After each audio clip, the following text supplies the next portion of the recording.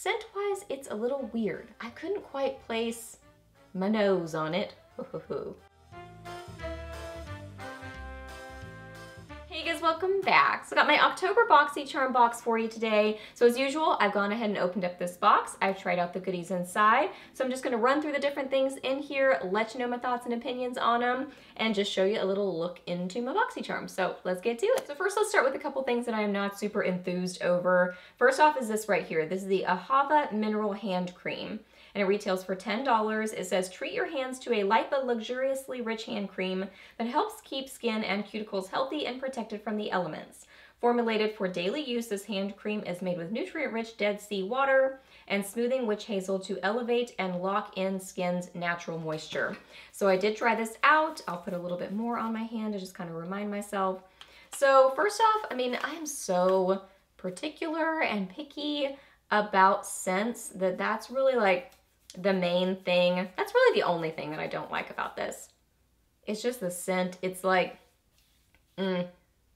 no, it's perfumey, it's florally, plus like a little bit of baby powder. I'd probably be okay with baby powder, but no, like I want to go wash my hand now. It's too perfumey. It's not like it's a bad scent. It's just not a scent I like. It's just a perfumey scent. So not a big fan of this as far as the scent goes, but I mean, it does seem to lock in moisture. My hand feels not greasy. It feels kind of silky. So I mean, formula wise, it seems like a nice hand cream, just not into the scent. And I'm not super enthused when I get like a hand cream or a body lotion or something like that in a box, but that's just personal preference because I like getting makeup stuff. Next is this. I'm just not super excited about this for my particular hair type, but some people might be excited about this. There's the Briogeo Don't Despair Repair Strength and Moisture Leave-In Mask.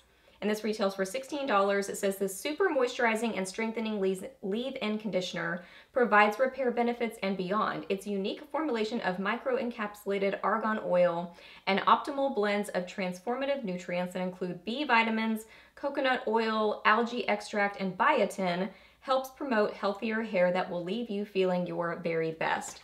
So I did use this today. It is a spray sort of a situation. So it's a leave-in conditioner that's in a spray form. And it did make my hair feel soft, but I mean, my hair's already super fine and already really soft, like baby hair soft. So I really don't use leave-in conditioners like ever, just because they're just too much for my hair type. So this definitely did make my hair feel soft. I wouldn't say that it necessarily weighed down my hair, but it's just not something that I need for my particular hair type. It's not the ideal product for my hair type. I need something that I can, you know, put in there and then wash out and then treat my hair in different ways. So I think that this could work for some people. Like if you have coarser hair or just drier hair and you like a leave-in conditioner, I think this seems like a nice hydrating one. Like I said, it's just, you know, not the best thing for my hair type. Scent-wise, it's a little weird. I couldn't quite place my nose on it. It's like it's a little bit citrusy, but then a little bit plastic is what I'm smelling, but I'm really not sure exactly what I'm smelling. It's like, first it kind of smells good, but then it sort of smells a little bit plasticky. So I'm not really sure. Let me know if you've tried this.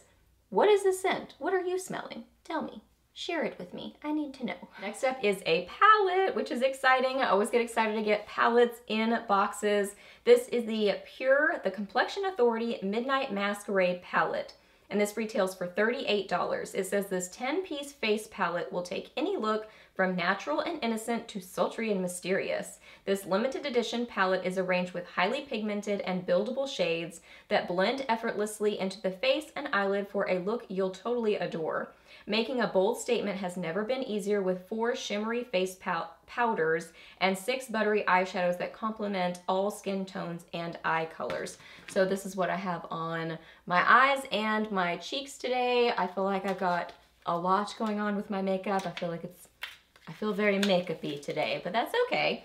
I just wanted to really play with this palette as much as I possibly could, so I tried not to bring in a lot of outside things, but I did have to. Let me get the little plastic off of here. So here's what you've got. I'm covering up a mirror here just so I don't blind you with my gajillion lights that I have going on behind the camera. But you can see it's definitely I think it's delivering on what it is saying this palette is, which is a dramatic sort of a palette, one that will take a more daytime or subtle sort of a look and really kick it up a notch, because you've got a lot of dark jewel tone sort of shadows. You've got some more deeper shimmery sort of face products there. The whole palette is just pretty deep and dramatic. So I do think it's definitely delivering on what it says it is. There's only one matte in here, which is that dark brown right there. All of the face products are shimmery. All of the shadows except for that one are shimmery. And it's just kind of a dramatic palette. So, I mean, it is what it says it is, I would say. Here are the swatches. Very pretty. So you can see lots of metallic sort of shimmer and just that metallic-y look going on. So what I did with my eye look, I did have to bring in some outside things. I used my bronzer in my crease and also a matte kind of ugly sort of a green, like so ugly it's pretty sort of a green in my crease. And then I used a little combination of these on my lid, a little extra pop of that in the middle of my lid, this on the inner corners of my eyes. I tried to use this as a liner, but it just wasn't quite dark enough and dramatic enough. So I used a brown liquid liner for that. And then I did a little combo of these two as my blush, a little bit of this as my highlighter. So I tried to use as many of these as possible. So let's talk about the formula. So formula-wise on the shadows, the metallic-y shades do have that kind of thicker, bindery sort of a formula to them. So they definitely have a lot of metallic sheen. They build on themselves nicely. I am probably going to get some creasing, especially with the blue color. Most of the time that happens, even with my Juvia's Place shadows that have that kind of thicker sort of a texture to them. They have that beautiful metallic-y sheen, but they do tend to get a little bit of creasing. So I just kind of dot it out, problem solved. So this is the same sort of formula to it. The shimmery shades, I do have to kind of stamp them on my cheeks, and a little bit goes a long way. So I just kind of stamp, and then I do some kind of buffing blending is how I apply those. But I do think it looks really pretty on the face. So I have a little bit of like mixed feelings about this palette, because I do think that it's delivering on what it says it is intended to be, but I would have loved this more if it were a more complete palette, in that like maybe there was a matte bronzer in here that you could use on your face, but also on your eyes and the crease. Just some more mattes in here really, and some more kind of transition-y, completer sort of shades where you could really just like take this with you on vacation and have an all-in-one sort of palette. So that would have made me like it more, but I think it is delivering on what it says it's going to be and it's intended to be, and I do think it is a nice formula to the product. So that's the thoughts on that. And then I got my favorite mascara of all time, which is the IT Cosmetics Superhero Elastic Stretch Volumizing Mascara, and this retails for $24.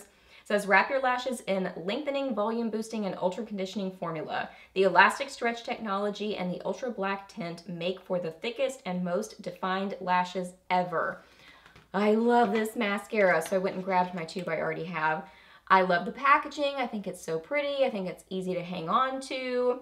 It is a bristly sort of a wand to it. This is a thicker, gloopier sort of a formula, but in the most amazing way possible.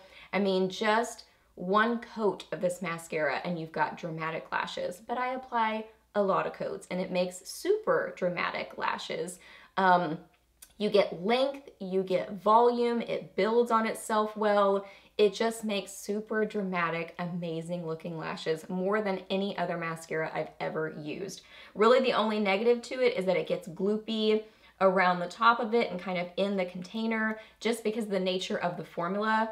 That's really the only negative that I would say about it, but I just absolutely love this mascara. I use it on the regular. It is my go-to, so I love that this is in here. And then lastly, there is a Kat Von D Everlasting Liquid Lipstick, and it says this retails for $20. It says, enjoy a smooth, creamy, lightweight liquid lipstick that stays on all day long. The highly pigmented, vegan, and cruelty-free formula coats your lips in just one swipe, delivering the color you want and need. It's infused with vitamin E and sunflower seed oil, giving your lips the moisturizing comfort they deserve.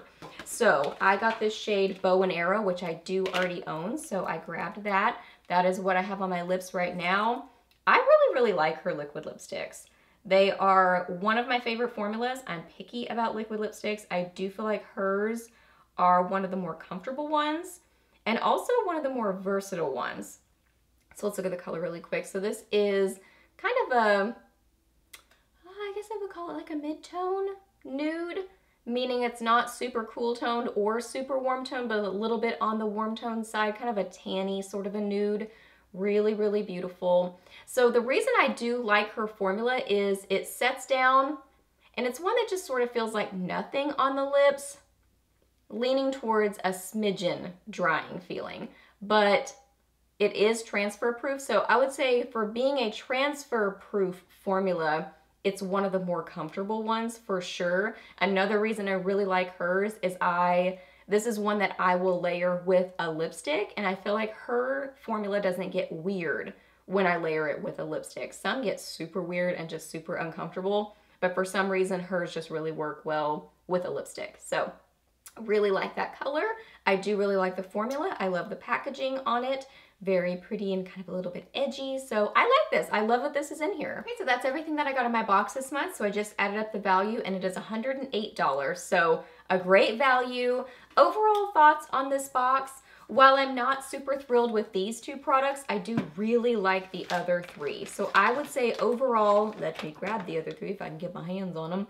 I do really like these. I think that they are all nice products. These are my favorite kind of products to get in boxes. I like makeup-y sort of products. That's just personal preference, but that's what I'm always looking for in a box, and I love these three products. While I would have changed some things about this, I'm always excited to get a palette to try. So I'm still excited about this box. Is it my favorite one that I've ever gotten? No, but I do still like some things in here. So if you want to sign up for Boxycharm, I will leave my link down below. No pressure whatsoever to use my link, but if you do, thank you so much. If you subscribe to Boxycharm, I would love to know what you got in your box. What was your favorite thing that you got? What do you think about the Midnight Masquerade palette? I love hearing your thoughts and opinions. Ask me any questions that you have. I'm happy to answer those. Please subscribe to my channel if you're not already, and I'll see you in the next video. Bye!